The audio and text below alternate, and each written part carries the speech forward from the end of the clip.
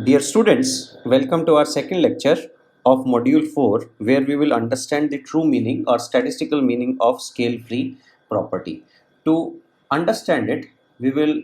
first of all begin with the typical statistical definition that what a scale-free property means in the context of distributions that follow power law, and then we will talk about the divergence of certain moments and why we say that scale-free networks are indeed free of some scale, or Poisson distributions have some controlling scale on them. So to begin with, we know that probability distribution that follows power law can be approximated as k to the power minus gamma, or we say that probability of k is proportional to k to the power minus gamma. Now when we talk about scaling, let us say that we scale this independent variable k by some constant ak. We can write probability of ak as a into k raised to power minus gamma, or we can continue write this as a to the power minus gamma k to the power minus gamma, and for known a and for known gamma we again say that probability of ak is actually proportional to k to the power minus gamma, or we say that probability distribution of k is scale invariant if we scale the independent variable k by some constant, and that's how this word scale free property originated. In the context of networks, we will also look into the other definition, that is what is the true meaning of scale free in the applied world, and why the certain moments diverge in the context of scale free networks or the networks that exhibit hubs. Now just to recall, we learned that we can always estimate moments of distribution if we know the probability distribution function or probability mass function of a given distribution. And we learned that expectation of x is also known as the first moment of x and is given by integration from minus infinity to infinity x px dx if we are in continuum, and summation minus infinity to infinity if we are dealing with x px, and this is defined in the discrete domain. Similarly, we can write second moment of x as summation minus infinity to infinity x square px, and similarly in continuum domain we can write it as minus infinity to infinity x square px dx, and so on. On similar grounds, we can write nth moment as summation minus infinity to infinity x to the power n px, or minus infinity to infinity x to the power n px dx. Now, what it would mean in the context of networks? We know that this particular value is known as mean of the distribution. This is used to measure variance. However, this is not exactly variance, but it gives us the measure of variance once we subtract the square of mean from this quantity. Similarly, third moment would be skewness, fourth moment would be kurtosis, and we also can define moment of any order in that manner. Now in the context of networks, what we can do is that we know that if a network is following power law, its probability distribution would be c into k to the power minus gamma, and we also learned that for networks following power law, k max is proportional to number of nodes upon 1 upon gamma minus 1 from our last video. Okay, so if we have to estimate the nth moment, we also know that there are some natural cutoffs, that is k min could be either 0 or 1 for most of the cases, and k max is also bounded, or if we know the number of nodes n, we can always determine what would be the upper cutoff on the value of k max, and hence this can be written as kn c k to the power minus gamma dk, where c is called as normalization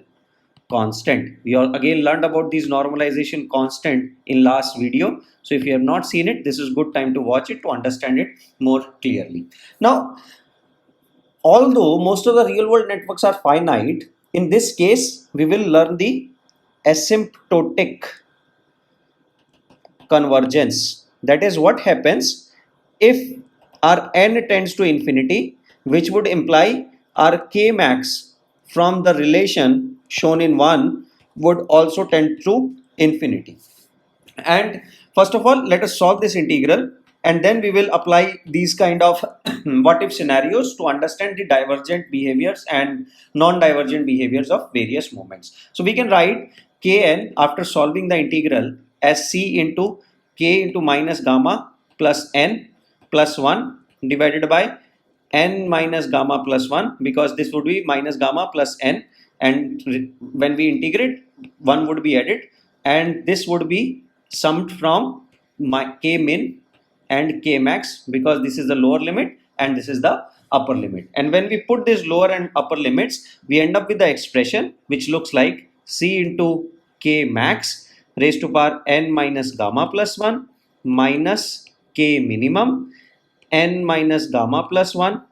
divided by n minus gamma plus 1. Now there are only two possibilities with n minus gamma plus 1, and we can assume that for a given network k minimum to be 0 or 1. So the thing that is going to bother us in this analysis would be k max raised to power certain power, and since k max is a very large number, if it is raised to a power, if it is raised to power which is less than 0, it would vanish. If it is raised to power which is greater than 0, it would try to grow or tend to infinity. Hence, we will look into these two cases, that what happens when n minus gamma plus 1 is less than 0 and n minus gamma plus 1 is greater than 0, and this includes the case when this is also equal to 0 or it vanishes.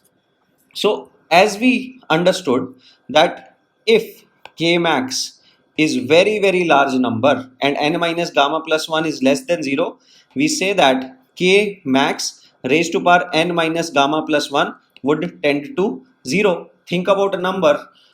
1 million raised to power minus 3, or 1 million raised to power minus 1.2. So you would clearly see that this number would be a very small number, because it would be 1 upon 1 million raised to power some positive value, and hence it would vanish. On the other hand, if n minus gamma plus 1 is greater than 0, our k max would tend to infinity, which would imply our nth moment would diverge or would tend to infinity, and in this case our nth moment would be a finite value. Now for most of the networks that we observe and we classify as scale-free networks, we observe that gamma lies in the range of 2 and 3, or gamma for example is 2.4. In that case, if we talk about first moment, we would have n equal to 1, which would imply for gamma equal to 2.4, I just picked one number between 2 and 3, it would be equal to 1 minus 2.4 plus 1, and this would be less than 0. That would mean our k would be finite value based on the discussion that we just had here. However, if n equal to 2 for the same network, or we try to calculate variance, first of all we have to compute the second moment. So k square and or the second moment would be given by n equal to 2, and in this case n, or 2 minus 2.4 plus 1 would be greater than 0, as a result of which our second moment of k would diverge for very large networks, and hence we say that for networks that are having gamma between 2 and 3, our first moment is finite, whereas second moment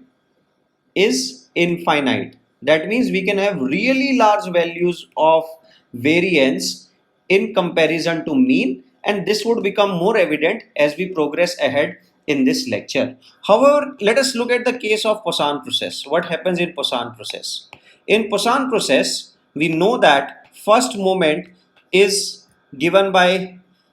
I should not say Poisson process again. In Poisson distribution,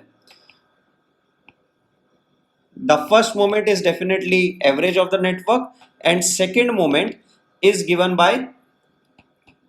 square root of first moment or the standard deviation in case of Poisson process is given by average k raised to power 1 by 2. Hence, in random networks, we would say that if we want to estimate degree of a given node, it would be somewhere plus within sigma, and since sigma is bounded, this sigma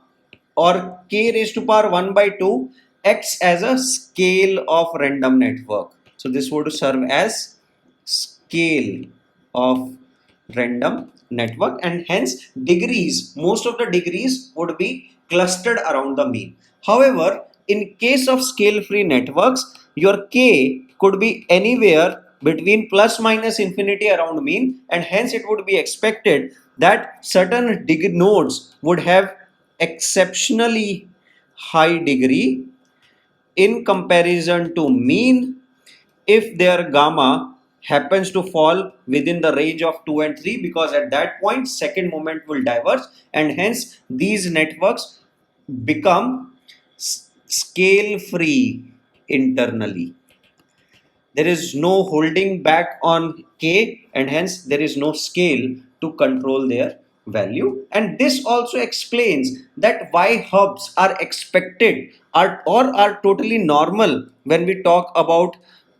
distributions that follow power law. On contrary, if we see a node of very high degree, we also did one example that what is the probability to expect a node with degree 100, and we came up with the number of that number of such nodes expected are almost equivalent to 0, and they would be treated as anomaly or abnormal values if we are in Poisson process, and this would be totally expected, totally fine if we are looking into the power law. If you also look at the normal distribution, we know that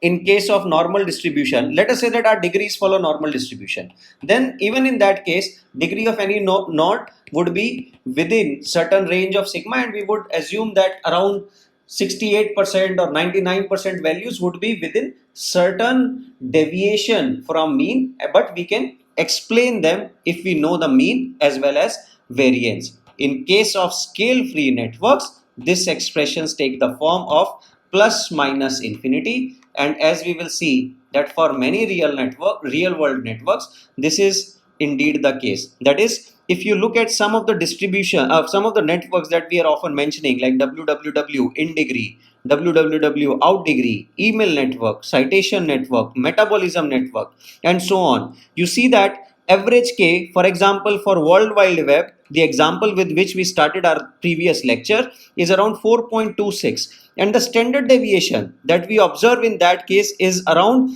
37, which means, and since these are finite networks, or n is of course not infinity but it's a very large number, we would expect variance to be very large, and hence standard deviation to be very large, but not finite, but not infinite, because our n is finite. But in case of Poisson process, we would expect our standard deviation to be 4.26 raised to power 1 by 2, and indeed if www would have been a random network, its variance and standard deviation should be comparable to its mean, and this high value of 37 could not be explained. Now that we got some intuition behind that, what is the mathematics behind the scale free networks, we would be good to go to understand various regimes that scale free networks exhibit, as well as understand the universality, that why we see so many scale free networks around us and where there are some deviations from a true scale free behavior in real world systems. Thank you.